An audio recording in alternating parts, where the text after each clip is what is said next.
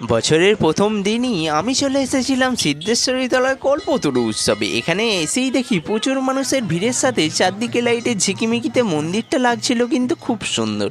এদিকে মন্দিরের পাশেই অনুষ্ঠান চলছে, অনেক ভক্তবৃন্দ পূজা দিচ্ছে, তার ধূপবাতিগুলো দিচ্ছে মহাদেবের ষাঁড়ের সামনে।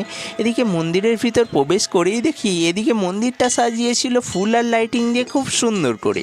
এইদিকে তারপর মায়ের সামনে এসে মনটা পুরো জুড়িয়ে গেল। এদিকে মায়ের আরাধনা চলছে, আমি প্রণাম করে চলে গেলাম মন্দিরের অন্য দিকগুলিতে। এই দিকগুলোতে ভিড়ও হয়েছিল অনেক। এইদিকে বাবার মন্দির দেখতে দেখতে, অর্কেস্ট্রা দেখতে দেখতে আমি চলে এলাম মন্দিরের পিছন দিকে।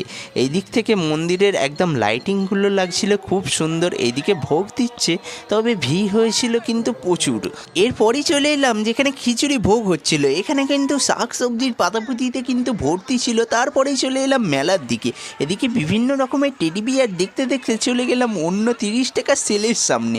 এখানে কিন্তু প্রচুর মানুষের ভিড় হয়েছিল। তারপরে অন্য রকম খেলা দেখতে দেখতে চলে গেলাম বিভিন্ন রকম লাইট দেখতে। এখানে লাইটের ঝিকিমিকিতে লাগছিল কিন্তু খুব সুন্দর।